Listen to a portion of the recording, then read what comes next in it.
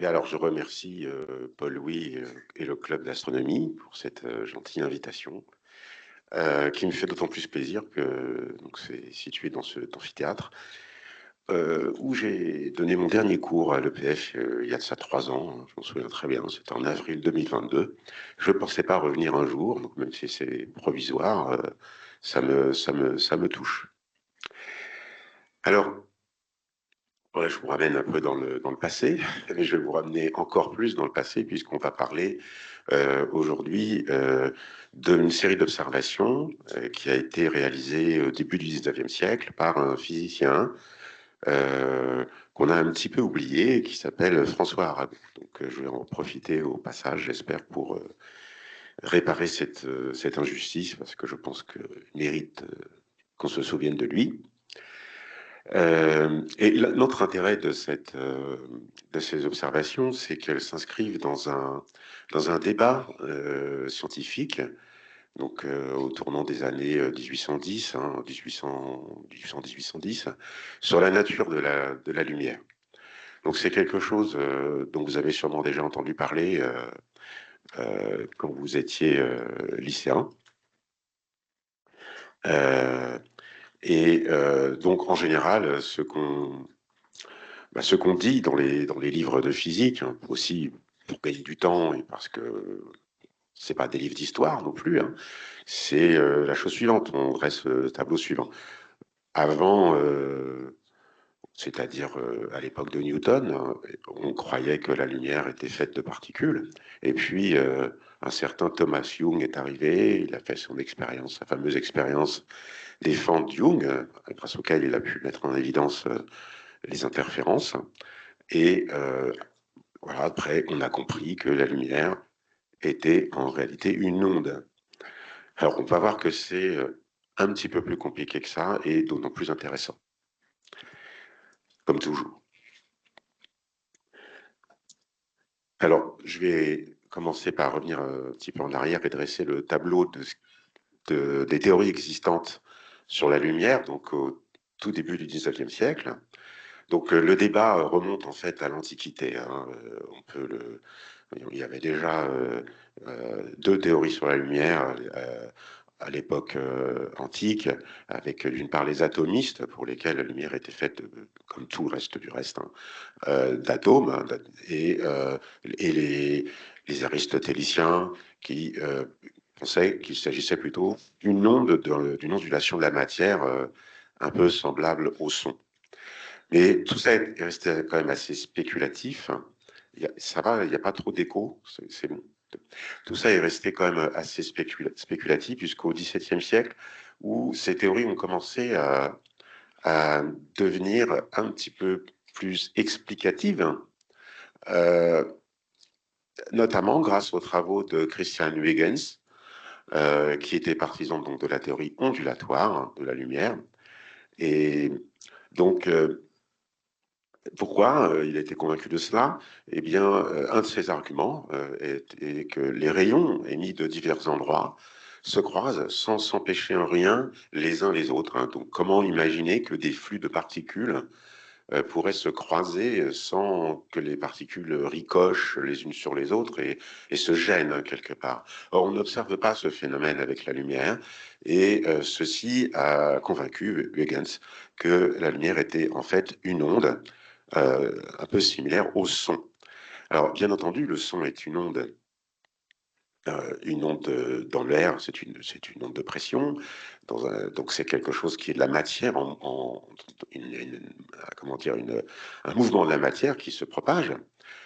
Et donc, si la lumière est de cette nature, il faut se demander quelle est cette matière qui se met en mouvement au passage d'une onde lumineuse.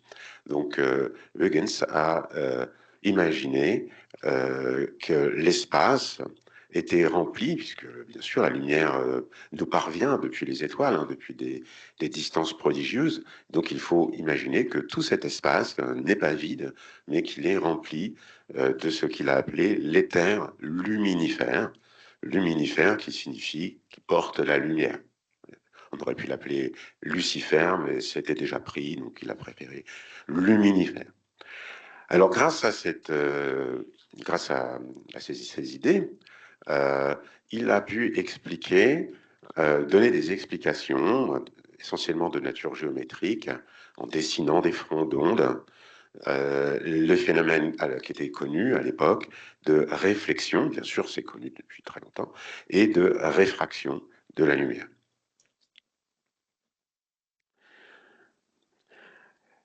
Quelques années plus tard, un, un savant que vous connaissez bien a publié, alors vous connaissez bien notamment ce qu'il a fait un peu avant, et qui s'appelle les Principia Mathematica, dans lequel il a jeté les bases de la mécanique que vous utilisez encore hein, ici dans cette école d'ingénieurs. Mais il a également publié, on en parle peut-être un petit peu moins, mais quelques années plus tard, un traité d'optique et de chimie aussi d'ailleurs, qui s'appelle Optics. Et dans ce traité, il prend parti pour une théorie corpusculaire de la lumière. Donc pour Newton, la lumière est faite de petites particules. Et pourquoi Newton pense cela? Parce que vous savez que Newton a pu décomposer, c'est le premier à avoir décomposé la lumière blanche en il a diffracté la lumière blanche à l'aide d'un prisme et il l'a décomposée en différentes couleurs. Donc, il s'est dit que ces différentes couleurs correspondaient à différents types de particules qui étaient mélangées dans la lumière blanche et qui se dispersaient lorsque cette lumière traversait, lorsque ces particules traversaient le prisme. Alors, euh, c'est assez naturel hein, comme explication dans la théorie newtonienne, et c'est lié à sa mécanique, parce que Newton imaginait que ces particules de lumière, au passage d'un milieu à un autre, recevaient une petite force. D'accord?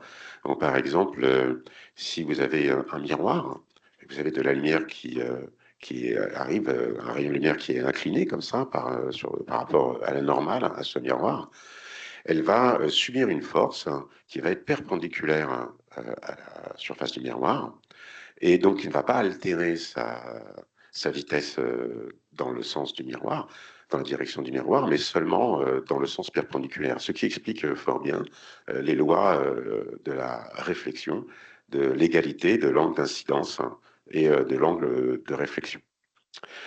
Une autre raison pour laquelle la théorie corpusculaire est séduisante, c'est que ça explique naturellement, vous savez, vous connaissez le principe d'inertie, hein, qui a été énoncé aussi par Newton, hein, que si on a un flux de particules, eh bien celles-ci, dans l'espace vide, vont se propager en ligne droite. Donc ça explique la propagation rectiligne de la lumière, qui est quelque chose qui a toujours été une difficulté pour les partisans de la théorie ondulatoire. C'était un petit peu difficile d'expliquer à l'aide de la théorie ondulatoire pourquoi la lumière se propage en ligne droite. Par exemple, vous avez un objet qui projette une ombre, d'accord? Cette ombre va être rectiligne hein, dans le prolongement de l'objet. Or, si la lumière est une onde, on peut comparer au son. Et lorsque le son est face à un obstacle, vous savez bien qu'il a tendance à le contourner. Et on va quand même entendre, même si on entend moins bien derrière un mur, on va quand même entendre, puisqu'il y a de la diffraction. Eh bien, comme on n'observait pas, hein, du moins à l'époque, ce type de phénomène avec la lumière, c'était un argument assez puissant en faveur de la théorie corpusculaire. Alors cela a convaincu, disons, la plupart des physiciens de son époque, hein, et pendant tout le XVIIIe siècle, la théorie corpusculaire a été très largement dominante. Euh, D'une part parce que l'aura de Newton était exceptionnelle, et d'autre part parce qu'il avait aussi de bons arguments à faire valoir, hein, comme je vous ai résumé. Il y a quand même une exception du XVIIIe siècle qui est notable, c'est celle du plus grand mathématicien de cette époque, qui est le Suisse Leonhard Euler. Euler n'était pas convaincu par la théorie de Newton, mais plutôt, il était adepte de celle de Huygens, et c'est lui qui a compris et qui a permis de, si vous voulez, de dépasser un des obstacles que rencontrait cette théorie, donc l'explication des différentes couleurs, en associant les différentes couleurs aux fréquences des ondes lumineuses. Donc c'est cette contribution importante, je crois qu'il faut le signaler, est due à Euler. Donc voilà à peu près où on en était donc, en 1800. Une dominance très nette de la théorie newtonienne, mais pas absolue, puisque certains, comme Euler, pouvaient continuer à soutenir la théorie ondulatoire. Alors là, je vais faire un petit peu comme on fait d'habitude, c'est-à-dire que je vais présenter les choses comme on les présente habituellement, et donc je vais parler de Thomas Young et de sa contribution. Alors, donc Thomas Young, d'abord, qui était Thomas Young? C'est quelqu'un qu'on peut qualifier de polymathe, ce qui signifie qu'il a fait différentes contributions importantes dans des domaines différents. C'est pas qu'il était bon en maths. Au contraire, d'ailleurs, il était pas très bon en maths, malheureusement pour lui d'ailleurs. Ça ne l'a pas aidé. Mais il était à la fois médecin, donc il a commencé sa carrière comme médecin, où il s'est intéressé à l'œil et au phénomène de la vision. Et c'est ça qui l'a conduit ensuite à s'intéresser à la physique de la vision, c'est-à-dire à l'optique.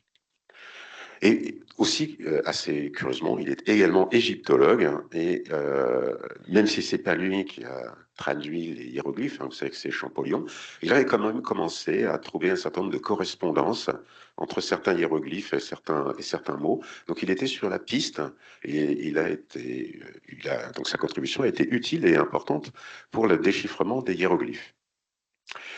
Alors, il a étudié, vous le savez, la diffraction et les interférences, et il a été invité à donner une série de conférences à la Royal Society en 1801.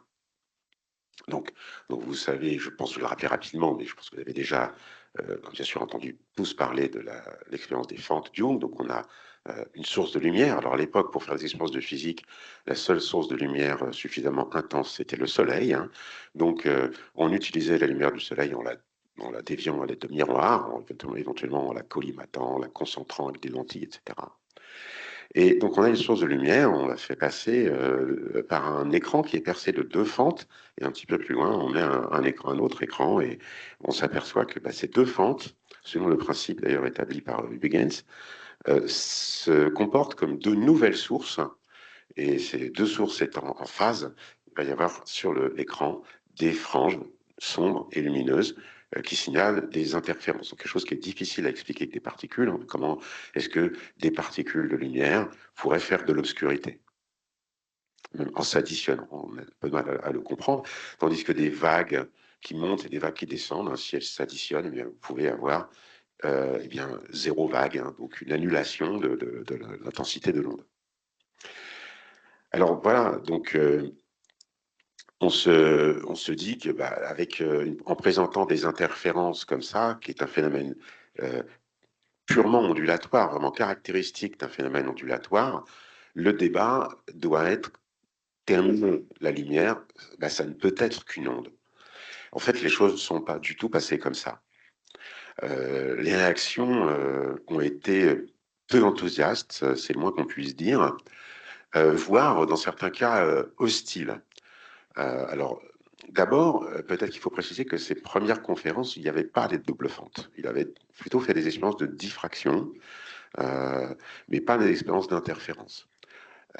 Et c'est justement pour répondre à ceux qui le critiquaient qu'il a essayé de penser à une expérience encore plus probante, et qu'il a réalisé cette expérience de double fente, mais celle-là, il ne l'a pas faite en public, hein. Il a publié les résultats, et donc vous pouvez toujours vous dire, c'est des expériences pas faciles d'ailleurs avec les moyens de l'époque, hein, à réaliser, hein. Donc si vous n'avez pas passé suffisamment de temps pour les reproduire vous-même, vous pouvez toujours dire que ce type-là, il raconte des histoires, ou qu'il ne sait pas regarder, il ne sait pas interpréter ce qu'il voit, il commet des erreurs d'interprétation, il y a d'autres façons d'interpréter ce qu'il voit, etc.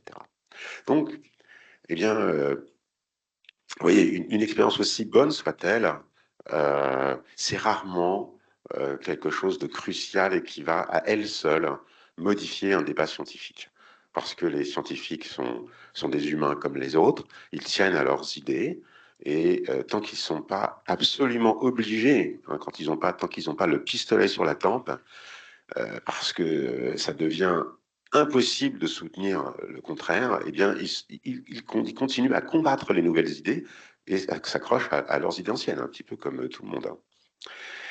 Alors, bon, parfois, ça peut devenir un peu extrême. Alors, c'est le cas de Henri Brougham, qui est, de façon anonyme, a publié un certain nombre de pamphlets où il accusait Jung d'être un incompétent, plus ou moins un imbécile. Hein. Ça a beaucoup affecté Jung, hein, qui, pendant un certain temps, est revenu à la médecine et a abandonné la physique à cause de ça. Donc, on ne peut pas dire que voilà, l'expérience des fonds de Jung a été une espèce de, comme ça, de coup de tonnerre qui a changé du jour au lendemain les idées en physique.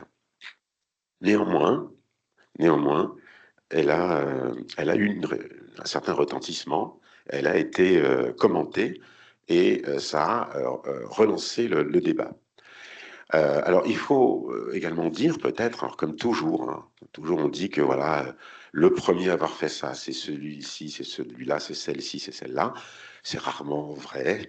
Il y a toujours des précurseurs, si on cherche bien. Alors, en ce qui concerne les interférences, eh bien, d'ailleurs, ça porte de façon un peu ironique le nom d'anneaux de Newton. Vous voyez, sur cette image, des anneaux de Newton avaient déjà été euh, observés, non pas par Newton, encore une fois, une illustration de ce phénomène que les choses portent souvent le nom de quelqu'un qui ne les a pas découverts, mais par Hooke, Robert Hooke, en 1665. Alors, ces anneaux se forment lorsqu'on pose une lentille convexe ou concave, ça dépend comment vous la regardez, sur un miroir plan. D'accord. Donc, vous voyez ici se former les franges d'interférence. Je ne sais pas si vous les voyez bien. Donc ça, c'est un phénomène d'interférence qui avait déjà été observé sans être compris, déjà au XVIIe siècle. Et un jésuite italien du nom de Francesco Maria Grimaldi, en 1665, avait déjà observé des phénomènes de diffraction, notamment à travers les plumes d'un oiseau, je crois. Et il en avait conclu que la lumière était une onde, et il a écrit quelque chose d'assez frappant, parce que je crois que c'est quand même une magnifique définition des interférences. Il arrive que de la lumière, ajoutée à elle-même, puisse produire des surfaces obscures sur un corps qui a été éclairé auparavant. Donc là, je crois qu'on a effectivement une bonne définition de ce que c'est qu'une interférence.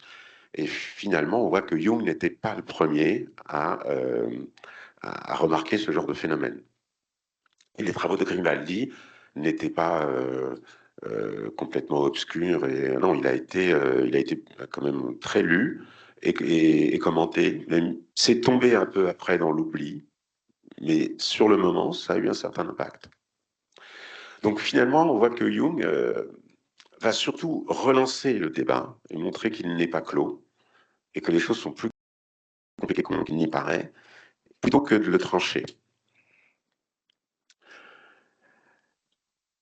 Il n'y a pas encore ce qu'on appelle, de façon parfois un peu pompeuse en théorie, en philosophie des sciences, il n'y a pas encore de changement de paradigme. Alors, on va voir ce qui se passe un petit peu après. Donc, j'ai un exemple à vous donner pour montrer que l'état d'esprit des gens de l'époque n'est pas du tout tranché sur la question. Je vais m'intéresser au cas d'Étienne Malus et de sa découverte de la polarisation de la lumière. Alors, c'est une découverte qui a été faite en 1808 de façon fortuite, comme beaucoup de découvertes. Alors, c'est une petite histoire un peu amusante, dont si vous ne l'avez jamais entendue, donc je vous la livre. Donc, Malus se trouvait dans le jardin du Luxembourg et il observait les rayons du soleil au travers d'un spat d'Islande. Alors, c'est la pierre qui est là sur la photo, vous voyez le phénomène de double réfraction au travers de ce cristal. Et les rayons du soleil venaient se réfléchir sur une des fenêtres du palais du Luxembourg. Et il a eu l'idée de regarder le rayon réfléchi avec son spade d'Islande. Et il s'est aperçu que quand il regardait avec le cristal penché d'une certaine façon, il ne voyait plus le rayon. et quand il le tournait un petit peu, le rayon réapparaissait. Alors, il a trouvé ça plutôt surprenant, il a fait des expériences, il est arrivé à une loi qui porte son nom aujourd'hui, une loi de la malus, qui montre que l'intensité lumineuse est proportionnelle au cosinus carré de l'angle. Donc, quand vous avez donc en fait, c'est la polarisation par réflexion qu'il a découvert. Hein. Vous avez la lumière du soleil qui se réfléchit sur une fenêtre, devient polarisée, et en passant au travers le spate d'Islande, qui lui-même ne laisse passer que les rayons polarisés dans un certain plan, eh bien, l'intensité sera maximale quand la lumière est polarisée dans ce plan, et elle sera nulle quand elle est polarisée de façon orthogonale à ce plan. Donc on explique ça aujourd'hui avec le petit schéma que je vous ai indiqué ici, puisqu'on comprend la lumière comme une onde électromagnétique et transversale, et sa polarisation, vous voyez ici la lumière, si vous regardez seulement le champ E, le champ B, on peut l'oublier parce qu'il est toujours orthogonal à E. Donc si on regarde seulement le champ E, vous voyez que la polarisation est dans le plan de la figure, et si votre polariseur est orthogonal, eh bien la lumière ne passe pas. Alors, ce qui est amusant, je trouve, c'est que Malus était des rares, si vous voulez, à l'époque, à croire que la lumière était une onde. Lui, il était du côté de Jung. Mais quand il découvre la polarisation, il change d'avis et il redevient partisan de la théorie de Newton. Parce qu'en fait, il avait une explication, alors je ne pourrais pas vous donner les détails, mais il avait une explication de ce phénomène à l'aide de particules magnétiques, de particules de lumière qui étaient comme des petits aimants avec un pôle sud et un pôle nord. C'est-à-dire l'origine du mot polarisation. Ça vient de là. Donc vous voyez que les choses voilà, peuvent fluctuer. Encore à l'époque, personne n'est vraiment convaincu par cette histoire d'onde. Alors si vous avez des questions, n'hésitez pas, peut-être n'attendez pas la fin, vous pouvez m'interrompre, hein, j'en profite pour vous le signaler. Donc on va voilà, arriver maintenant à la contribution de François Arago, dont je voulais vous parler dans cette conférence. Alors comme je vous l'ai dit, François Arago est un physicien qui est un petit peu oublié. Il y a un boulevard Arago à Paris, il y a des lycées Arago, peut-être surtout dans le sud, parce qu'il y en a qui viennent de la région de Perpignan, parce qu'il était originaire d'Estagel, dans le Roussillon, donc il est un petit peu plus connu là-bas, mais on l'a pas mal oublié, hein, Arago. On voit son nom sur la plaque d'une rue, on se dit, c'était qui, quoi? On ne sait plus qui était Arago. Et pourtant, à son époque, il était, on peut dire, une célébrité. Alors, à différents titres. Euh, D'abord, c'était un scientifique, un polytechnicien, qui s'est intéressé à l'astronomie. Alors, j'ai mis entre parenthèses astrophysique. On pourrait dire que c'est le père de l'astrophysique, parce que dans les observations dont je vais parler juste après, en fait, ce qu'il essaye de mesurer, c'est une propriété physique d'un astre. C'est une propriété physique de la lumière émise par une étoile. C'est ça, finalement, les débuts de l'astrophysique. Malheureusement pour lui, il ne connaissait pas, c'est arrivé après, l'analyse spectrale qui a permis de découvrir la composition des étoiles, etc. Il est arrivé un tout petit peu avant, mais il avait déjà l'idée de faire des choses comme ça. Donc on pourrait dire le père de l'astrophysique. Dans le domaine de la physique, il a surtout travaillé sur l'optique, pas seulement, mais aussi sur les gaz, mais il a surtout travaillé sur l'optique. Et il ne faut pas aussi oublier cette activité de vulgarisateur qui était à l'époque, qui l'a rendu un petit peu célèbre à l'époque. Alors il a eu une carrière, dans sa carrière scientifique, il a été directeur de l'Observatoire de Paris. Et lorsqu'il a pris la direction de l'Observatoire de Paris, il a insisté pour qu'un cours soit public, et il appelait ça un cours d'astronomie populaire. Donc il a fait construire un amphithéâtre exprès d'ailleurs pour faire ce cours dont il s'occupait lui-même, qui était destiné au public cultivé de l'époque qui voulait apprendre l'astronomie en partant de rien du tout. Et donc ce cours a eu un certain succès.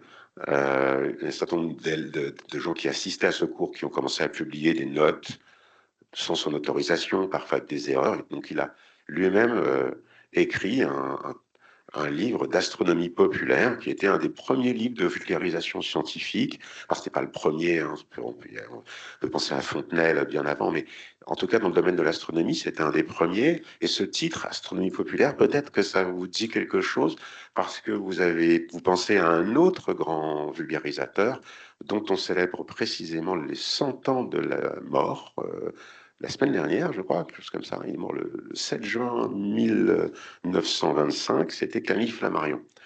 Et peut-être si vous allez dans des vieilles maisons, dans des vieilles bibliothèques, il y a toujours ces beaux livres, vous savez, avec les couvertures reliées. Je ne sais pas si vous voyez à quoi je fais allusion, mais pour des gens qui sont dans le club d'astronomie, je pense que peut-être ça vous parle.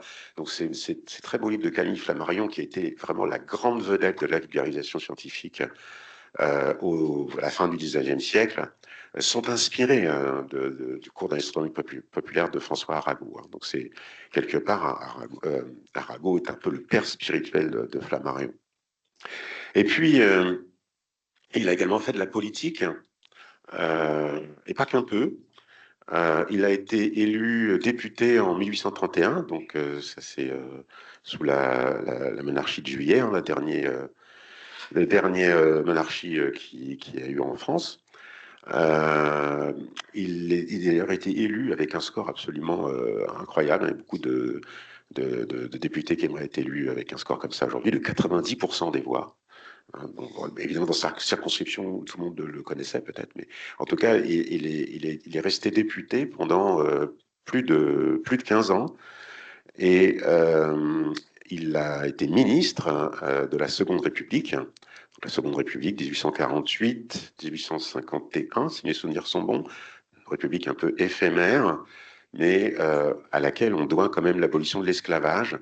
Et l'abolition de l'esclavage qu'on attribue souvent à Victor Schœlcher, hein, donc on a des statuts de Victor Schœlcher, bon, la loi qui porte son nom, qui a aboli l'esclavage en 1848, pour la deuxième fois d'ailleurs, il avait déjà été aboli en 1794, mais rétabli par Napoléon.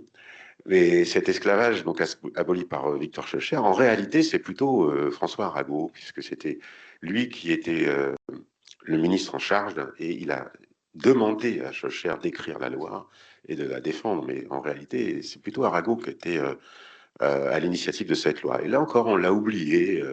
Voilà, c'est pas lui qui a reçu cette gloire-là. Bon, peu importe, mais bon, ça vous montre quand même l'importance. Il a été, en fait, il a été chef du gouvernement pendant quelques mois. Donc, c'est pas un petit politicien, il était très connu. Et c'était une personnalité publique. Alors, venons-en à sa contribution. Alors, vous allez voir qu'il y a d'autres choses intéressantes avec Arago, il a une vie bien remplie. Donc, venons-en à sa contribution à ce débat sur la nature de la lumière. Donc, en 1806, il est comme un peu tout le monde, pas tout le monde, mais la majorité, il est partisan de la théorie corpusculaire de la lumière.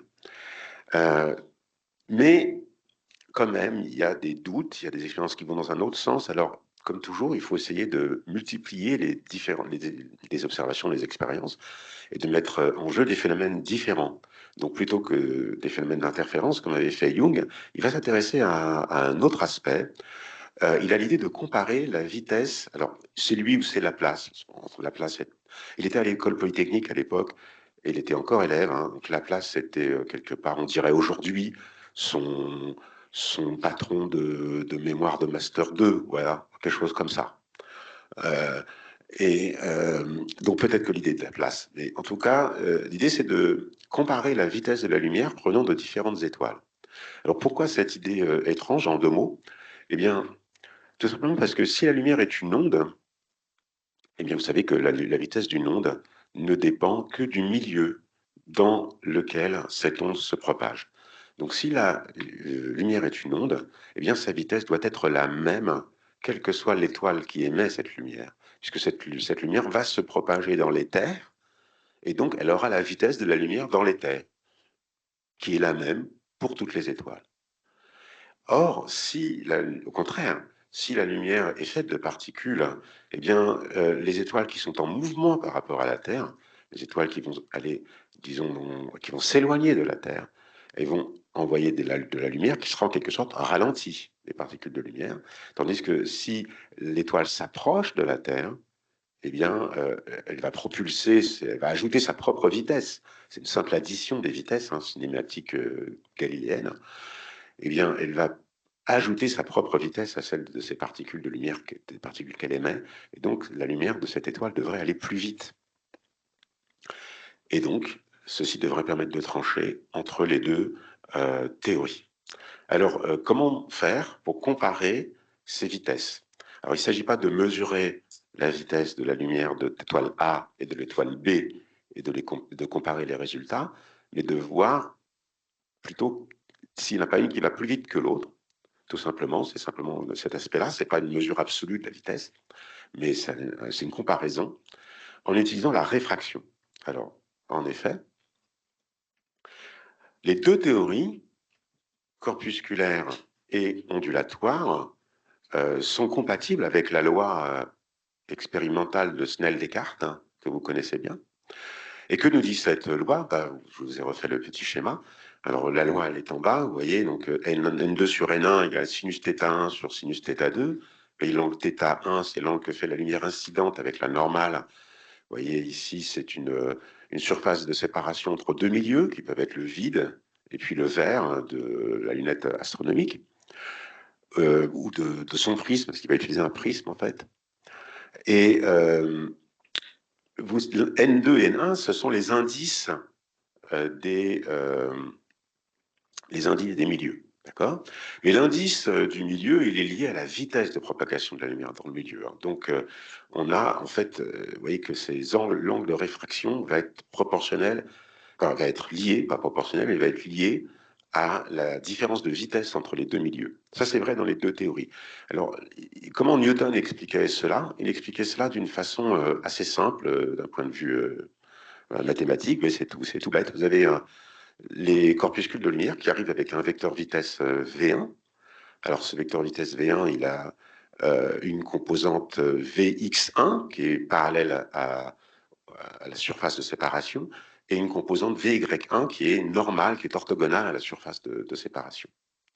Et quand cette particule de lumière franchit la surface, elle va avoir une vitesse V2 et pareil avec une composante Vx2 et Vy2, composante horizontale et verticale sur le schéma. Et donc dans la loi de Snell-Descartes, on a le sinus de θ1, et le sinus de θ1, côté opposé sur hypoténuse, vous voyez, c'est Vx1 sur V1, V1 étant la norme du vecteur vitesse, étant la vitesse, la vitesse totale de la particule. Et pareil en bas, vous avez Vx2 sur V2, et il se trouve que Vx1 égale Vx2. Pourquoi? Parce que, je vous avais dit, Newton pense que, eh bien, à la surface, les particules de lumière vont recevoir un petit coup, vont recevoir une petite force. Et cette force, ça va être perpendiculaire à la surface. Donc, elle ne va pas affecter la composante horizontale. Donc, Vx1 et Vx2 sont égaux. Et après simplification, on obtient V2 sur V1. Ce qui fait d'ailleurs que V2, la vitesse dans le vert, est supérieure à V1. Donc, dans la théorie de Newton, la vitesse est d'autant plus grande que le milieu, finalement, est dense. Bon, c'est l'inverse de ce qu'on observe, mais on n'avait pas les moyens de mesurer ces vitesses à l'époque. En tout cas, vous voyez que θ1 et θ2 sont, enfin, que V2 et V1, le rapport V2 sur V1 est tout à fait lié à la déviation de la lumière par le prisme, voilà, si on utilise un prisme. Alors, maintenant, dans la théorie ondulatoire, vous pouvez remarquer, on peut faire exactement le même schéma, sauf que au lieu d'utiliser les vecteurs vitesse, on va utiliser les vecteurs d'onde. Et les vecteurs d'onde K et K2, on peut refaire exactement le même raisonnement, et on obtient que N2 sur N1 est égal à K2 sur K, et que K2 est plus grand que K. K2, c'est la norme du vecteur d'onde K2. Et comme le vecteur d'onde, comme sa norme, c'est la pulsation sur la vitesse, donc la vitesse se retrouve au dénominateur, et ça inverse le rapport qu'on avait tout à l'heure. Du coup, N2 sur N1 va être égal à V1 sur V2 et non pas V2 sur V1. Donc les rapports sont inverses. Et dans la théorie ondulatoire, la vitesse de la lumière doit diminuer quand elle passe dans le vert. Bon, mais dans un cas comme dans l'autre, ce qui se passe, c'est que la réfraction des différentes particules ou ondes de lumière va disperser les particules qui iraient à des vitesses différentes. Et que si vous avez des particules qui arrivent à des vitesses différentes, elles vont avoir un angle de réfraction différent. Et donc, elles vont se séparer. D'accord? Donc, c'est un premier point. Et alors ça, il faut corriger parce que ça, c'est un peu embêtant. Ça disperse bon. Donc, il s'est occupé de ça avec un double prisme. Euh, mais surtout, le point important, c'est que si les différentes étoiles, si en regardant avec son prisme, les différentes étoiles, il voit des angles de réfraction différents, eh bien, c'est que la vitesse de la lumière émise par ces étoiles est différente. Tandis que s'il voit toujours la même déviation, c'est que c'est la même vitesse. Voilà. Enfin, c'était le point sur lequel je voulais insister. Donc, c'est le principe même de l'expérience. OK? Ça va? Oui? θ1, bah ça c'est assez simple, parce que c'est la position de l'étoile par rapport au, si vous avez vous observez une étoile qui bah, vous avez votre prisme qui fait un angle θ1 avec la direction de l'étoile. Par exemple, vous mettez l'étoile au zénith et votre prisme, vous l'inclinez d'un angle que vous contrôlez, c'est θ1. Oui, tout à fait. Alors en fait, son expérience, ses observations étaient précises à quelques secondes d'arc après. Hein. Il estimait ses erreurs à de l'ordre de 6 ou 7 secondes d'arc. Voilà, c'était l'ordre de grandeur de ces incertitudes dans la première expérience qu'il a faite. On va voir qu'il en a fait deux. Observation d'ailleurs, plus que expérience. Alors, qu'est-ce qu'il a observé finalement? Là, il a observé, alors là je reviens là-dessus, peut-être que je vais passer un petit peu. Ça explique simplement qu'il y avait deux sources éventuelles de différence de vitesse de la lumière des étoiles. C'est ce que je vous ai dit, c'est-à-dire le fait que les étoiles peuvent avoir un mouvement vers la Terre ou au contraire à l'opposé, mais les étoiles également ont différentes masses et on ne peut pas s'attendre à ce qu'elles aient la même masse. Et les étoiles beaucoup plus massives devraient retenir la lumière, qui devrait ralentir pour vaincre le potentiel gravitationnel de ces étoiles. La lumière devrait ralentir. Donc c'est une autre raison pour laquelle on s'attendait, du moins dans la théorie corpusculaire, à ce que la vitesse de la lumière soit pas la même pour les différentes étoiles. Alors qu'est-ce qu'il a observé? En 1806, eh bien, il n'observe rien du tout. Il observe que la différence de déviation entre la lumière qu'il observe, la différence de déviation de la lumière des étoiles, est inférieure à une partie pour 500. Donc, c'est ce qu'il peut faire de mieux avec voilà, ses limites expérimentales. Et donc, ça va vraiment dans le sens de la théorie ondulatoire, puisque on s'attend, s'il y a un mouvement propre des différentes étoiles qui influe sur la vitesse de la lumière des étoiles, donc dans le cas corpusculaire, ça devrait être le cas, et on n'observe rien. Donc, ça l'ébranle vraiment dans ses certitudes, et il commence à douter que la lumière soit faite de particules, puisque sa théorie va dans le sens ondulatoire. Elle a l'air de dire que bah non, la lumière dépend que du milieu, la vitesse de la lumière dépend que du milieu de propagation. Alors, il veut faire d'autres séries d'observations avec une plus grande précision, mais alors il y a un petit délai parce qu'il est envoyé aux îles Baléares pour faire des mesures géodésiques. Voilà. Alors, vous allez me dire, bon, très bien, il va faire ses mesures, puis il va revenir. Ben non, malheureusement, parce que c'est la période napoléonienne, hein, 1806, et puis la France déclare la guerre à l'Espagne. Alors, le voilà en Espagne, en train de faire des mesures de géodésie, vous voyez, alors il prend des alignements, avec la nuit, il fait des signaux lumineux à d'autres pour voir, pour prendre un alignement, etc. On se dit, mais c'est quoi ces gens-là? C'est des espions. Donc, il est fait prisonnier, il s'échappe. Il passe enfin, il monte à bord d'un bateau qui va en direction d'Alger. Il se trouve à Alger il veut retourner en France, alors il va voir le bey d'Alger qui l'autorise à monter sur un bateau qui l'affrète en direction de Marseille, un bateau qui est rempli de marchandises, de valeurs. Et ce bateau, il est arraisonné par les Espagnols. Voilà, il y a tout, il se retrouve prisonnier des Espagnols, mais cette fois sa situation est plus grave parce que dans le premier cas, il y avait des gens qui avaient compris que c'était un scientifique, donc essayaient de le protéger, même s'il a failli se faire lyncher par la foule, mais bon, bref. Mais là, on le prend pour vraiment pour un ennemi, et donc voilà, l'heure est grave, hein, il y a un juge qui se déplace.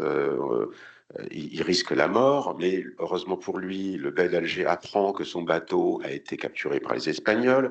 Il se fâche, il réclame aux Espagnols qu'on lui rende son bateau et son équipage et tous ceux qui étaient à bord. Ce qu'il fait, il peut s'en aller. Il prend un autre bateau direction Marseille, mais il n'a pas de chance. Il y a des vents contraires qui le ramènent en Algérie. Il se retrouve à Béjaïa, il est assez loin d'Alger. Il n'y a pas de bateau pour aller à Alger. Impossible, il y va à pied, il repart d'Alger, il est capturé cette fois par les Anglais. Bref, il a réussi à s'en sortir, mais ça lui a pris 3 ans. Alors, il est revenu, bon, c'était une sorte de héros, hein, il a écrit un livre, et tout, bon, et ça lui a pris un petit peu de temps. Donc, il a interrompu ses expériences, et il les reprend seulement en 1810. En 1810, il fait 2 séries d'expériences à 6 mois d'intervalle. Pourquoi? Parce que à 6 mois d'intervalle, la Terre, hein, sur son orbite autour du Soleil, elle va dans 2 sens opposés. Donc, une étoile vers laquelle la Terre se dirigeait en hiver est une étoile dont la Terre s'éloigne en été. Et donc, les 30 km par seconde de la vitesse de la Terre autour du Soleil, dans un cas, vont s'ajouter, dans l'autre cas, vont se retrancher. Ça fait 60 km par seconde de différence, hein, de la vitesse, si vous voulez, du référentiel terrestre par rapport au référentiel de l'éther. On imagine que là, il y a un éther et que c'est dans la théorie ondulatoire. Et donc, là, cette différence-là était mesurable. Il aurait dû avoir une déviation systématique de toutes les étoiles, hein, d'une région du ciel, une déviation de l'angle, hein, de réfraction, dans un sens en hiver et dans l'autre sens en été. Or, il n'observe absolument rien. Et là, c'est très bizarre. Parce que cette non-observation, ce résultat nul, n'est compatible ni avec l'hypothèse des particules, ni avec celle des ondes. Alors, bien entendu, c'est un des cas de l'histoire des sciences où on a comme ça un petit bout de science trop avancée qui tombe par hasard sur la paillasse et on ne sait pas comment l'interpréter. Bien sûr, vous avez compris que ce qu'il a observé là, c'est que la vitesse de la lumière ne dépend pas du référentiel dans lequel on l'observe, qui est le point de départ de la théorie de la relativité d'Einstein. Mais ça, il faudra attendre 1905 et la publication par Einstein de la théorie de la relativité restreinte pour le comprendre. Là, on est en 1810, on est presque un siècle avant, et c'est incompréhensible que la vitesse de la lumière ne dépende pas du référentiel terrestre. C'est incompréhensible. Oui.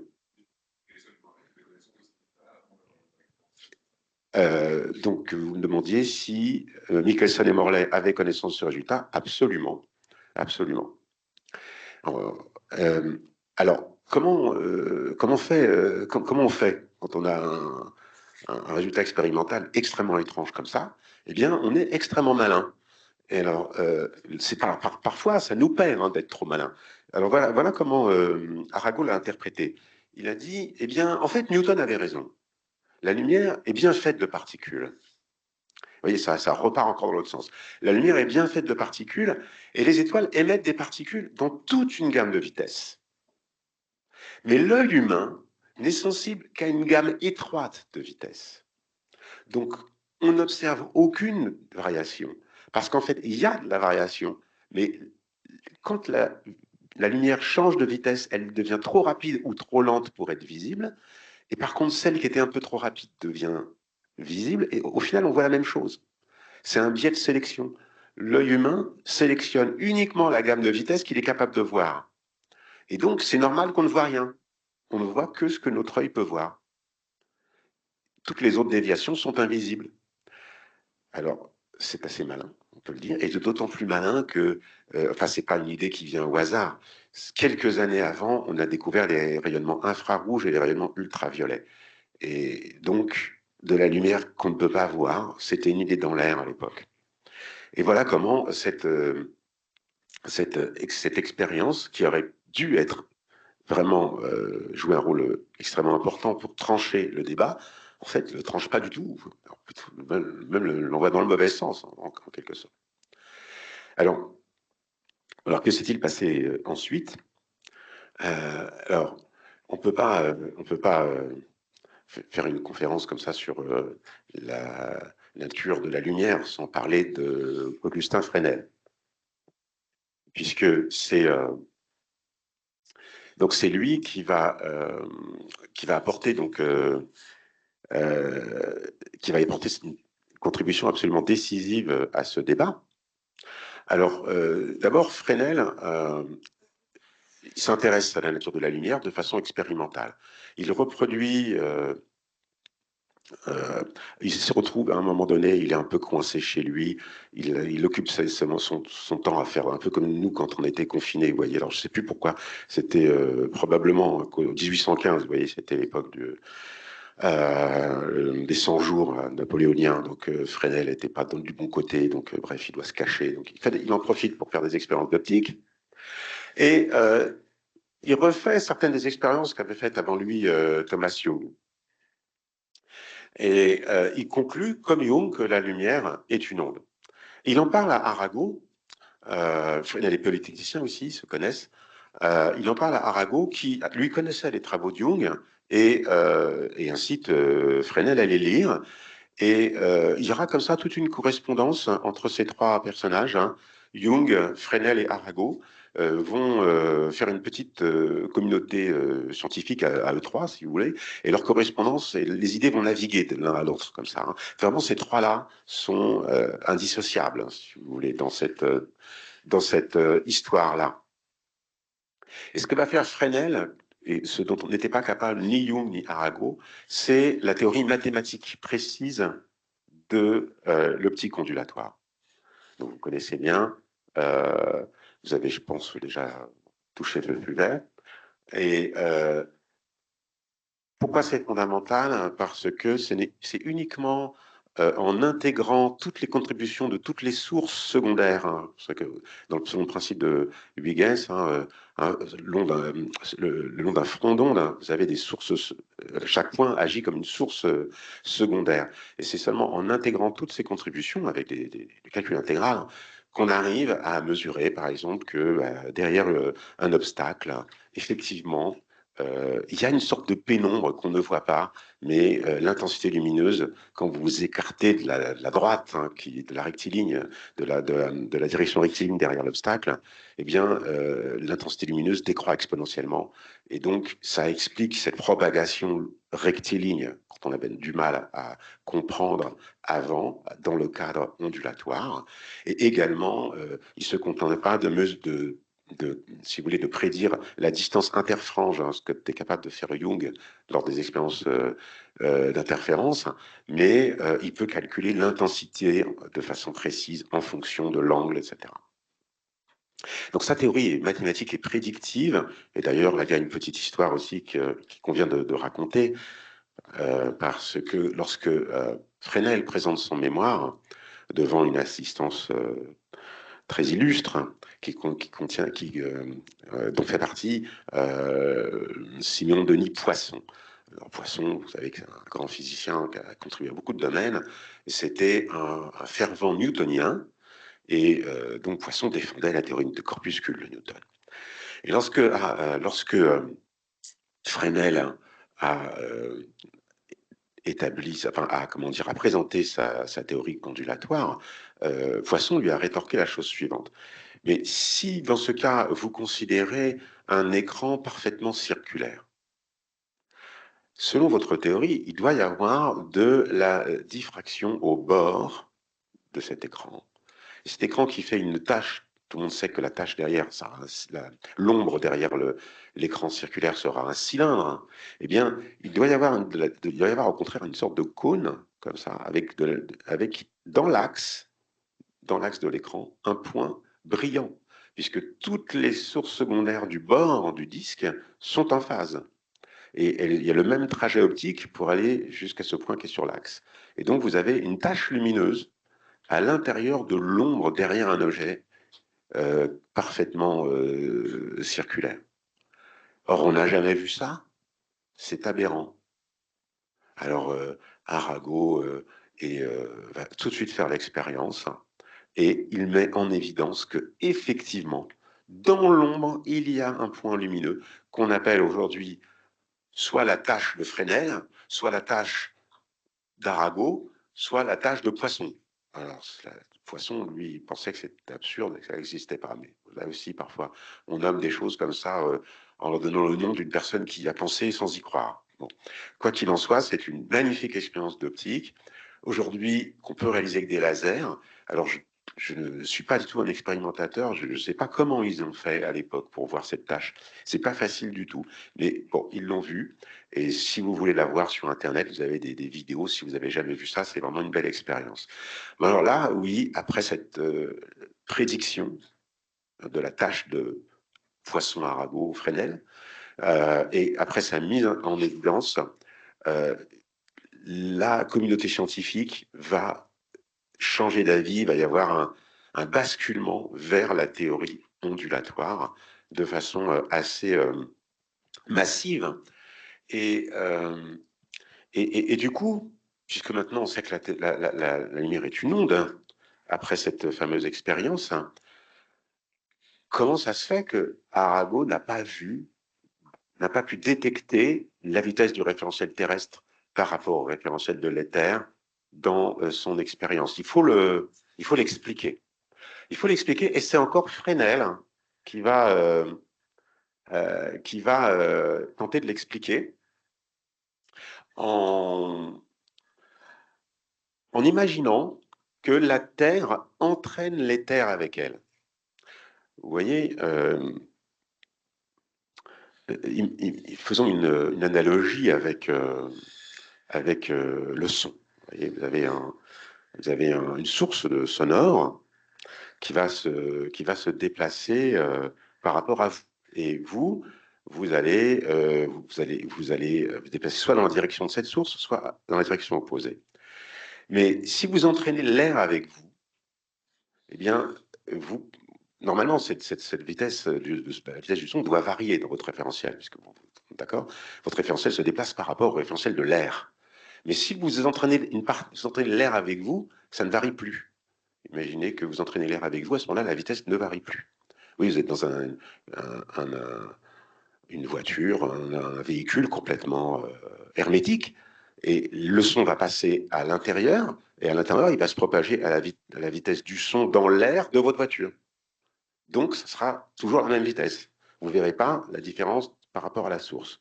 Donc, si vous entraînez l'air avec vous, ça explique qu'on ne voit rien. Oui, mais on ne pouvait pas entraîner tout l'éther, parce qu'il y avait d'autres expériences qui montraient que l'éther ne pouvait pas être complètement entraîné par la Terre.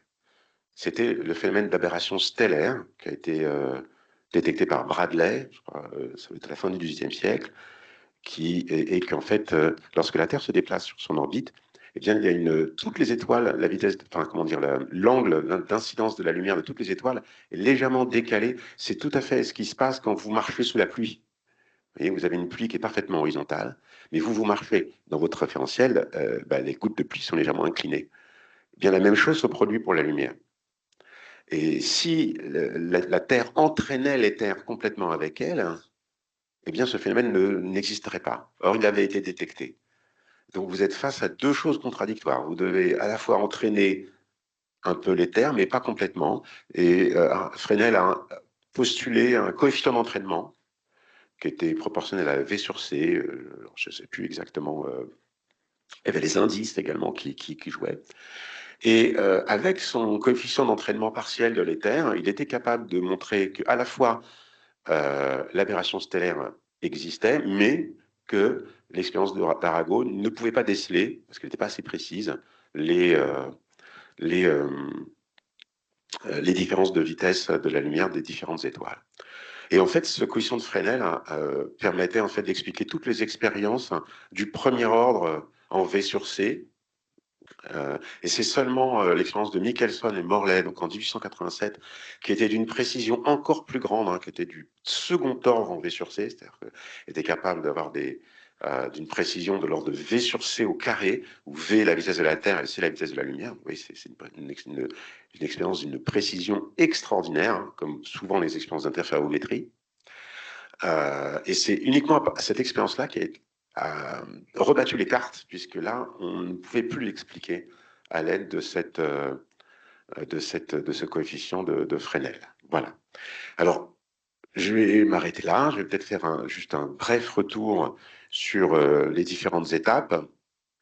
Euh, donc là, je vous avais une petite chronologie. Si vous avez été un peu perdu dans ce que je vous ai raconté, là, vous avez la chronologie.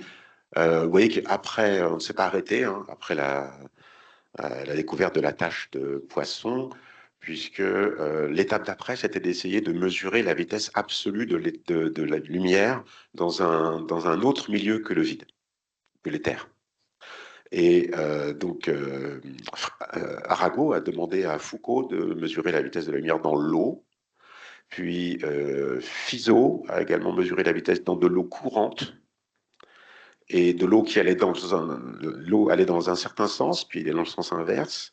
Et est-ce que la vitesse de la lumière dépend du sens dans lequel l'eau coule?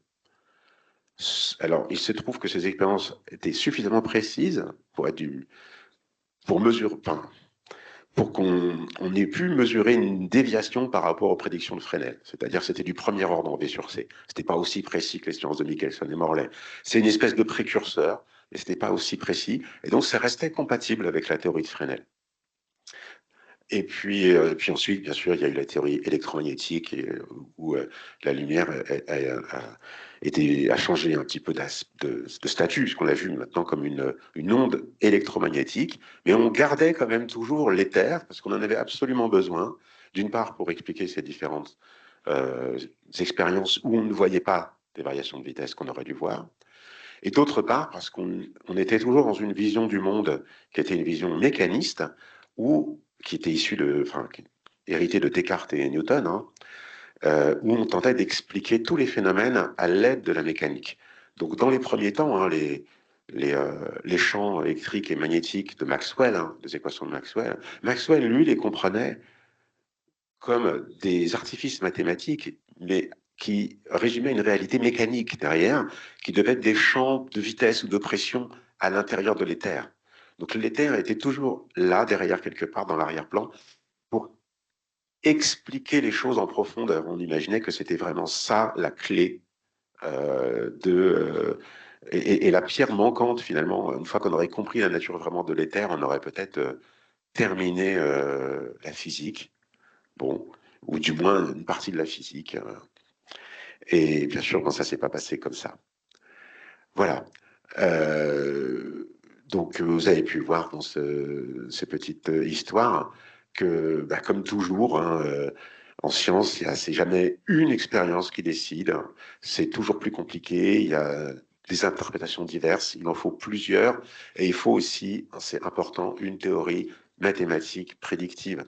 Si on n'a pas ça, on ne peut pas interpréter correctement ce qu'on voit, ou alors il n'y a pas une seule interprétation possible et ça va dans tous les sens. Et puis également le fait que c'est jamais un homme seul, hein, c'est toujours une communauté. Là, je vous ai montré qu'il y avait au moins trois qui étaient importants, mais vous avez compris qu'il y en avait encore d'autres, hein. Euh, et bien sûr, ça s'est pas arrêté là. Les propriétés de l'éther sont devenues de plus en plus curieuses, hein, sur cet éther qui était à la fois entraîné un peu, mais pas complètement par la Terre, devait également être extrêmement rigide, puisque la lumière va extrêmement vite. Donc, pour que la lumière se propage extrêmement rapidement, il fallait que le milieu dans lequel elle se propage soit extrêmement rigide. Mais cet éther ne freine pas les planètes, visiblement. Donc, il laisse passer les planètes, qu'il l'entraîne un peu, mais il est extrêmement rigide. Tout cela est quand même très curieux.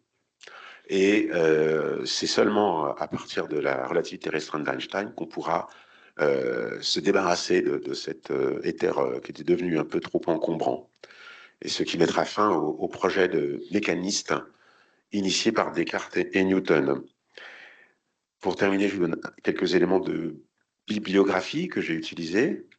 Une biographie d'Arago, euh, un, un livre qui s'appelle Regard sur les textes fondateurs de la science, qui revient, donc, si vous voulez, plus de détails sur les observations d'Arago, sur son dispositif expérimental, sur l'interprétation de Fresnel, le coefficient d'entraînement, etc.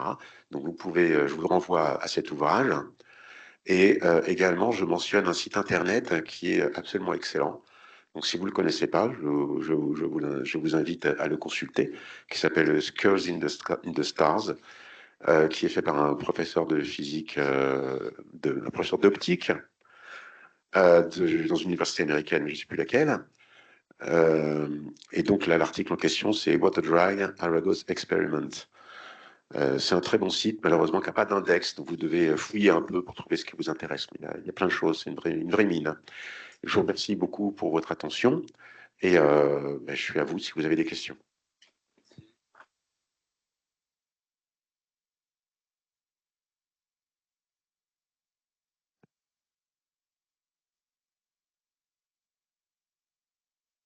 Alors, je vais vous donner un micro.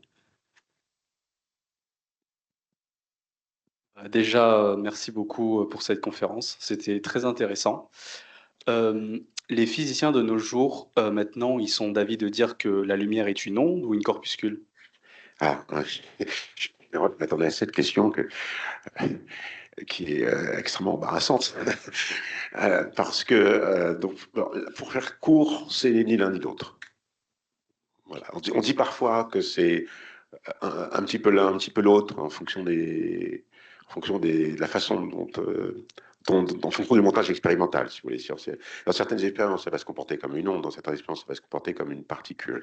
C'est une façon de voir qu'on appelait la dualité onde-particule, qui a été un peu à la mode dans les années 1920-1930, au moment où la mécanique quantique est née. Mais je crois que c'est une façon maintenant obsolète de voir les choses. Je crois que la vraie réponse, c'est que c'est ni l'un ni l'autre. C'est ce qu'on appelle un champ quantique. Alors, en disant ça, je me débarrasse un peu de la question, parce que je ne vais pas vous expliquer ce que c'est qu'un champ quantique. Mais donc, c'est quelque chose qui va avoir des aspects ondulatoires et des aspects particulaires, mais qui n'est ni l'un ni l'autre.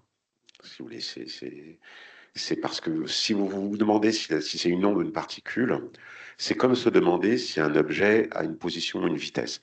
Ce sont des notions classiques. La position et la vitesse sont des notions classiques, et une petite particule, c'est une notion de physique classique, et une onde, c'est aussi une notion de physique classique. Or, la réalité n'est pas décrite par la physique classique, mais par la physique quantique, hein, au niveau subatomique.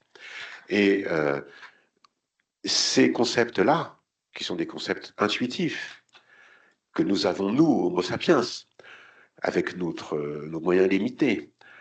Il n'y a aucune raison qui s'applique à des objets qui sont si loin de nous, par l'ordre de grandeur, si vous voulez. Alors, donc en réalité, ce sont des objets qui sont rien de ce qu'on peut voir dans notre quotidien. Donc on ne peut pas répondre oui, c'est une onde ou oui, c'est une particule. On peut la modéliser parfois comme une onde, le plus souvent d'ailleurs, mais comme l'a montré Einstein avec son effet photoélectrique, euh, parfois, non, c'est mieux de la modéliser comme un flux de particules, en première approximation. D'ailleurs, puisque on parle d'Einstein c'est 1905 aussi. Hein, donc Einstein est un homme très occupé en 1905, hein, puisque il a publié deux articles sur la théorie de la relativité. Hein, déjà, c'est pas mal. Donc le premier, donc avec les formules qui étaient déjà connues de Lorentz, la transformation de Lorentz, etc. Et puis un autre avec la fameuse formule E égale mc carré.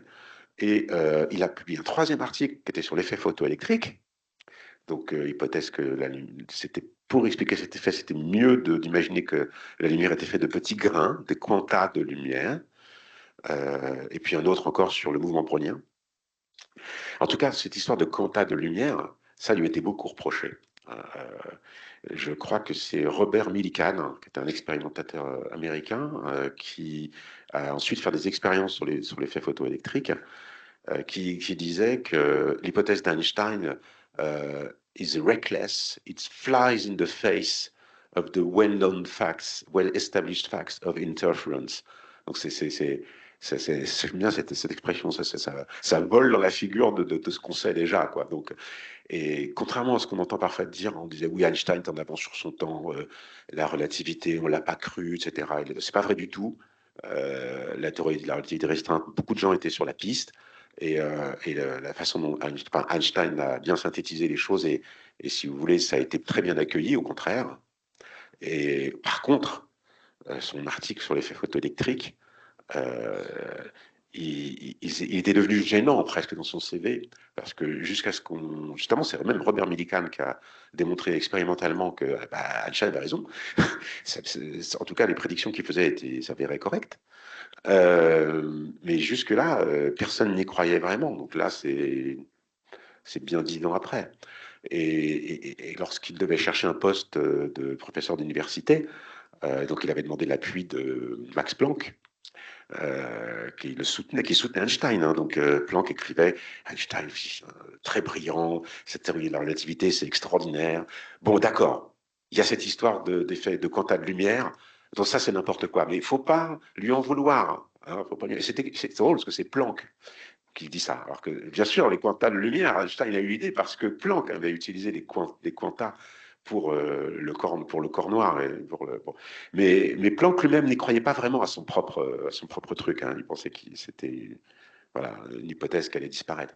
Mais voilà, il essayait d'excuser Einstein de cette idée bizarre que la lumière pouvait être faite de quanta. Donc, vous voyez, oui, c'était extrêmement perturbant de revenir encore sur cette histoire en 1905 qu'on croyait vraiment définitivement close. La lumière est une onde. Voilà. Merci.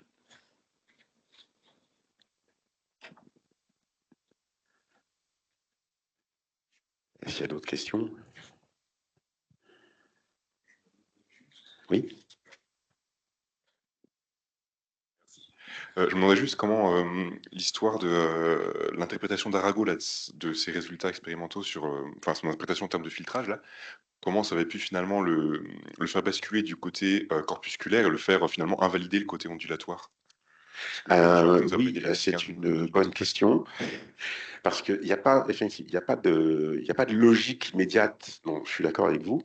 Il aurait très bien pu dire que la lumière était une onde faite de différentes fréquences et attendez que je réfléchisse, parce que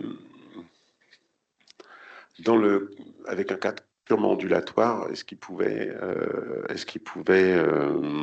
non, ben je pense que c'était cette histoire le fait qu'il n'y avait pas de variation annuelle. Et comme il n'y avait pas de variation annuelle, ça s'expliquait pas du tout avec la théorie ondulatoire. Parce que si la Terre se déplace par rapport à l'éther, il aurait dû le voir. Il aurait dû. Ouais. Et alors, oui, cette histoire de filtrage, ça marche avec les particules, parce qu'il y a des particules qui ont différentes vitesses. Donc, oui, vous avez toute une gamme de vitesses. Et donc, vous filtrez les bonnes. Mais dans une théorie ondulatoire, vous n'avez qu'une seule vitesse. Donc, il ne peut pas sauver la théorie ondulatoire de cette façon-là.